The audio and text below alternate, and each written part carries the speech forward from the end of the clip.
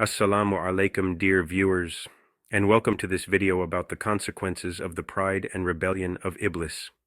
Before his fall from grace, Iblis was known for his unwavering devotion and piety. He was deeply pious and worshipped Allah with all his heart and soul, never wavering in his faith. Because of his dedication, he was elevated in his status and was granted company among the angels, making him the only jinn with a free will to reach this noble position. Being one of his kind to be elevated in this position, he also started to see himself as something special and one of a kind. This way of thinking, however, would eventually sow the seeds of his downfall. Iblis, consumed by his own piety and sense of righteousness, failed to recognize the lurking danger of pride. This pride grew within him, unnoticed and unchecked, like a shadow creeping into his heart. His heart, once filled with pure devotion, began to harbor feelings of superiority and arrogance. He started to develop signs of entitlement and started to forget the essence of humility. This would later develop into arrogance, defiance, and rebellion. The more Iblis focused on his own sense of entitlement, the more he distanced himself from humility, the more his arrogance grew, the more he lost sight of his true purpose, and his ego started to grow. But these developments, however, did not go unnoticed with Allah. Allah noticed a change in his behavior and demeanor, and it became clear that he no longer worshipped purely out of love for Allah, but out of a sense of entitlement. His arrogance eventually blinded him to the truth, making him ignore the clear signs of his downfall. He forgot that his elevated status was a gift from Allah, not something he earned through his own merit. Iblis, consumed by his own self-importance, became ripe for rebellion, leading to his ultimate fall from grace.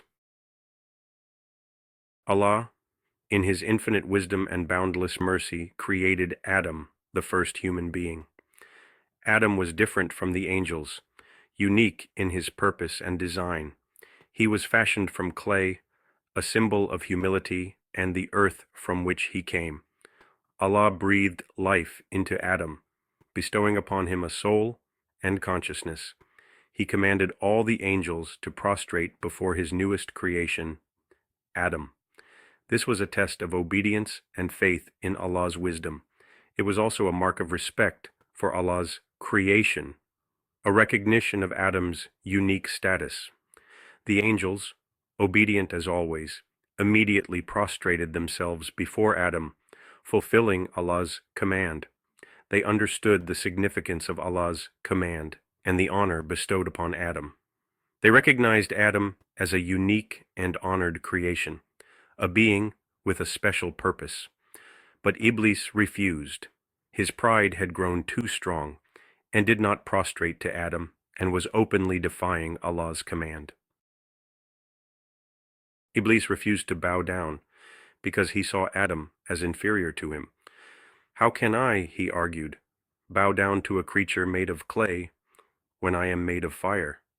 His pride had reached its absolute peak. He dared to question Allah's divine command. Iblis chose his arrogance over his obedience to Allah. This act of defiance had dire consequences for him. Allah banished Iblis from his divine presence. Iblis, once a revered jinn, was now a fallen being.